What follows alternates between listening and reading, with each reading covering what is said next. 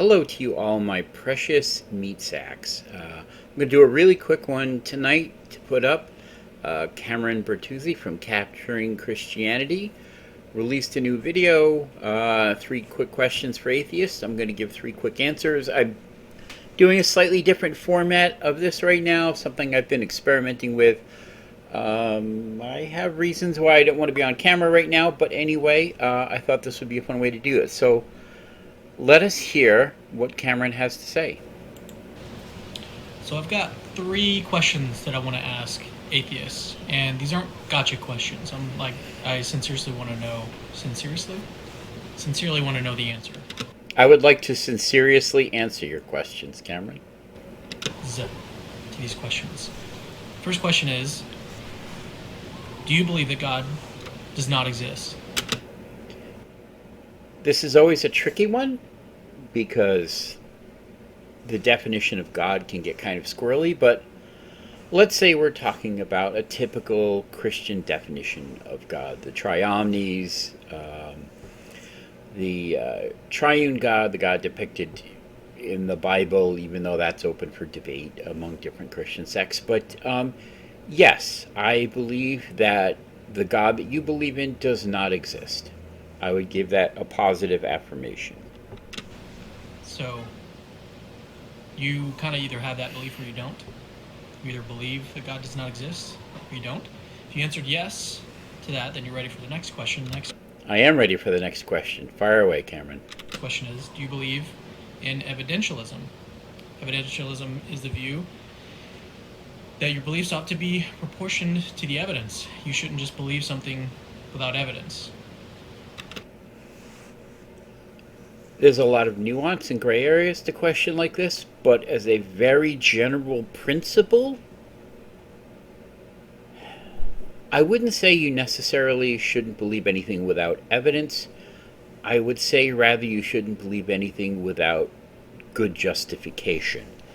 In some cases, that would be evidence.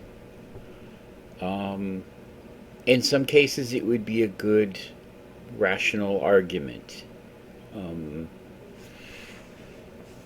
Because there are beliefs that we hold that aren't strictly speaking about in the same category as what you're talking about, whether or not something exists or not. Those are the first 2 questions. You answered yes to both of those. Which I more or less did. If you have the belief that God does not exist, and I you do. also believe in evidentialism, you're ready for the third Mostly question. do. The third question is, what is your evidence that justifies your belief that God does not exist? You know, this sure feels like it was set up as sort of a gotcha, even though you're claiming it wasn't a gotcha. Regardless, it's poorly phrased. What is my evidence for believing that God does not exist? Again, this is where I'd say justification is a better term to use. My justification is that I'm essentially an ontological naturalist. I think the material universe is all that exists. I think ontological naturalism is the most accurate model of the reality that we all experience. And I haven't seen good justification to move away from that position. The essence of this is that we all experience reality. Now, yes, there is a presupposition built into this that reality exists. And it is one that we are all sort of bound to for the sake of any further discussion. You have to leave open the metaphysical possibility that reality does not exist, that it's all within my own head, but I don't see any good justification to think that's possibly true. And so, for the sake of rational discourse, let's assume that reality exists, an external reality exists. We all experience it. We can all verify what we're experiencing with each other. When people experience it differently, we can figure that out, like people that are blind or colorblind or deaf. I can point to something that's blue and say blue, and then I could ask you to look at that and verify that it is also blue. So we have a verification with other thinking entities that seem to exist in this reality. Um, so we know with a high degree of certainty, if not absolute certainty, that reality exists. There are other thinking agents in reality, that the physical world around us actually exists. We can examine it, we can study it, we can quantify it, we can measure it, we can write laws that describe it. So we start with that principle that we know that this world exists. Um, Religious traditions, religious faiths, and belief systems would have us add to that some kind of supernatural reality that also exists. And I have not at this point seen any justification to think that that is true. Um, there have been many proposals about supernatural things that have been demonstrably shown to be false, whether that's accidental or intentional fraud, or a misapprehension of a situation that's going on, or any one of that type of things. Um, so at this point, we know that the natural world exists. We have no good justification to think that anything else beyond the natural world exists. So ontological naturalism seems to be the most accurate model of the reality that we all experience. And I say that with the understanding that that could be wrong, that I could be mistaken in that.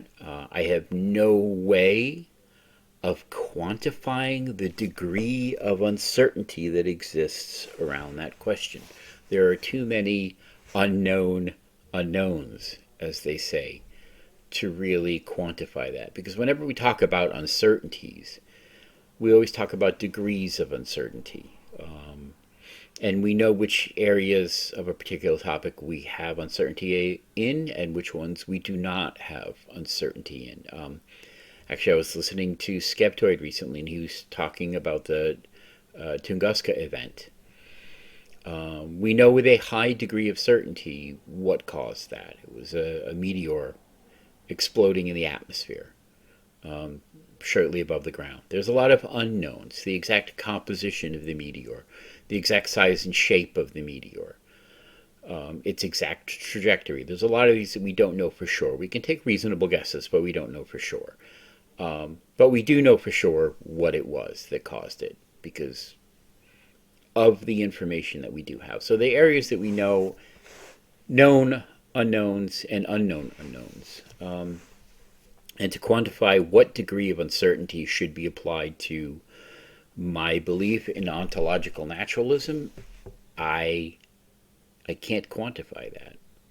I am open to the possibility that that's not true.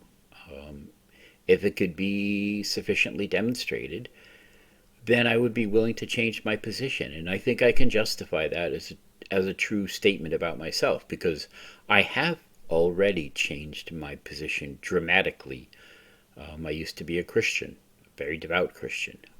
There are other things that I used to believe that I have changed my position on when I have been shown that they are not true or not correct or not best or whatever. They're not unjustified.